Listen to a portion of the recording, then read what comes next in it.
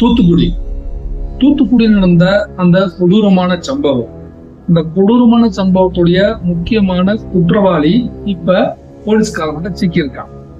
இத கேள்விப்பட்ட நம்முடைய பாஜக முன்னாள் தலைவர் மற்றும் முன்னாள் IPS அதிகாரி திரு அண்ணாமலை அவர்கள் ஒரு கருத்து தெரிவிச்சிருக்காங்க.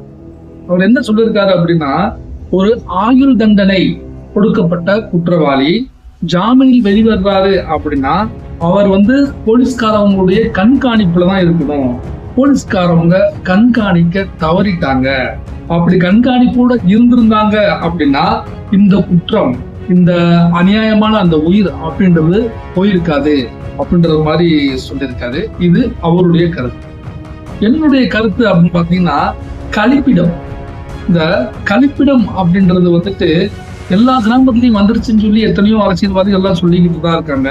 ஆனா இது மாதிரியான சம்பவங்கள் நடந்துகிட்டு தான் இருக்கு. காரணம், நிறைய இடங்கள்ல நிறைய வீடுகள்ல இந்த கழிப்பிட வசதி அப்படின்றது இல்லாம தான் இருக்கு. ஒவ்வொரு கட்சிக்காரங்களும் 1000 ரூபாய் தர்றேன் மாசமானா, இன்னொரு மாசத்துக்கு மாசம் 2000 ரூபாய் தர்றேன், இன்னொருத்தவங்க 2500 ரூபாய் தர்றேன் அப்படின்லாம் சொல்றாங்க.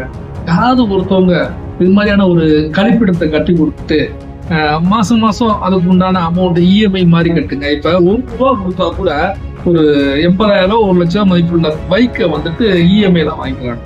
தயவு செய்து அந்த கழிப்பிடத்தை ஒரு EMI-லாவது கட்டி கொடுக்க முடியுமா? ஏன்னா எங்களால மொத்தமா ஒரு அமௌண்ட் போட்டு ஒரு கழிப்பிடம் அப்படின்றது கட்டுவதே எங்களுக்கு கடினமா தான் இருக்கு. ஒரு EMI வசதி அப்படின்றத ஏற்படுத்தி கொடுத்தா நல்லா இருக்குமா? இது என்னுடைய சின்ன ஆலோசனை. நல்லதா இருந்தா எடுத்துக்கலாம். இந்த கொடூர சம்பவத்துல போலீஸ் பிடிச்சு வச்சிருக்க அந்த கொலையாளி யார், அவனுடைய பின்னணி என்ன, இதை பற்றி தான் இந்த வீடியோ பேசுவோம். இனிமையான தமிழ் பேசும் இளமையான தமிழ் உள்ளங்களுக்கு சாமானியனின் பணிவான